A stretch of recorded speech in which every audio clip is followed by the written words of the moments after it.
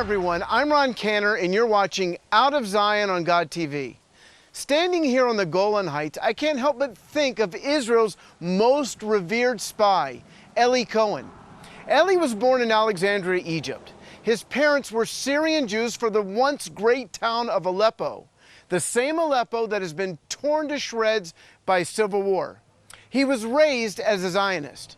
When Israel became a nation, most of his family made Aliyah. That means that they moved to Israel.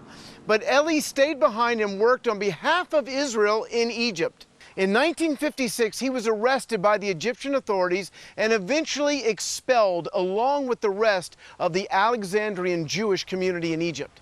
He started a new life in Israel at the age of 29.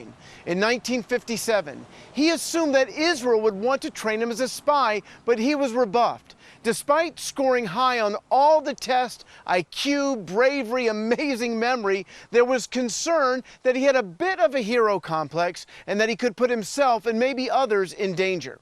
However, the Mossad never forgot Eli Cohen. And about a year after he married Nadia, they remembered the Egyptian Jew who had so much potential. And truth be told, the Syrian border right here, right where I'm standing, was heating up. They desperately needed intelligence, and here was an Arabic-speaking Jew who could blend right in. Finally, the man who would become his mentor approached him.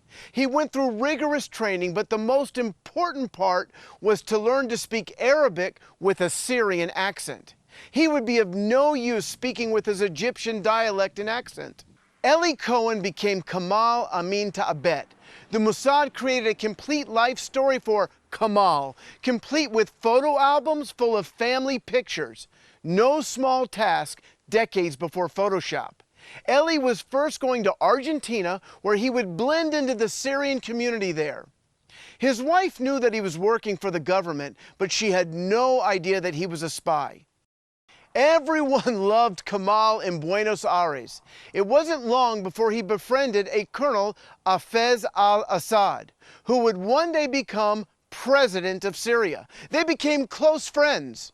Everyone believed that Eli was a wealthy importer-exporter. Once he was established in the Syrian community, he announced that he was going back to the homeland, returning to Syria. Eli used the cash provided to him to buy favors. Many high-level Syrians wanted to help Eli as they knew that they would benefit from his success. Kamel would see to that. Eli often had parties where drunk officials would speak freely about government issues. Eli would only pretend to be intoxicated as he carefully documented the government secrets. Syria had a plan to divert precious water coming down from the Golan Heights away from the Sea of Galilee.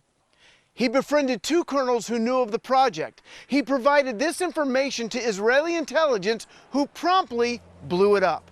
He was so trusted that they took him to the Golan Heights. You see, the Syrians would bomb Israel from this area, terrorizing our northern residents. Eli was allowed to take pictures and transmitted to Israel the exact location, quote, positioning of every Syrian gun, trench, and machine gun nest in each Golan Heights fortification.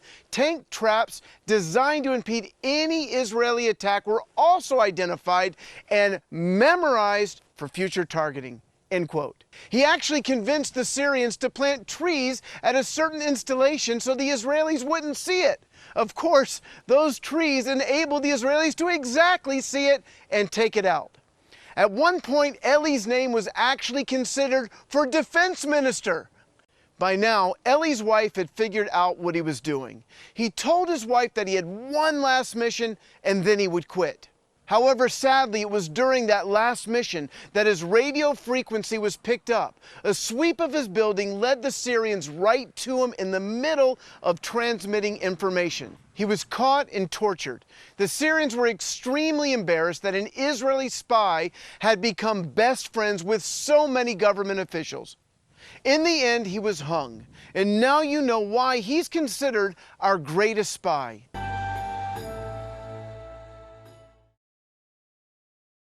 Alpha.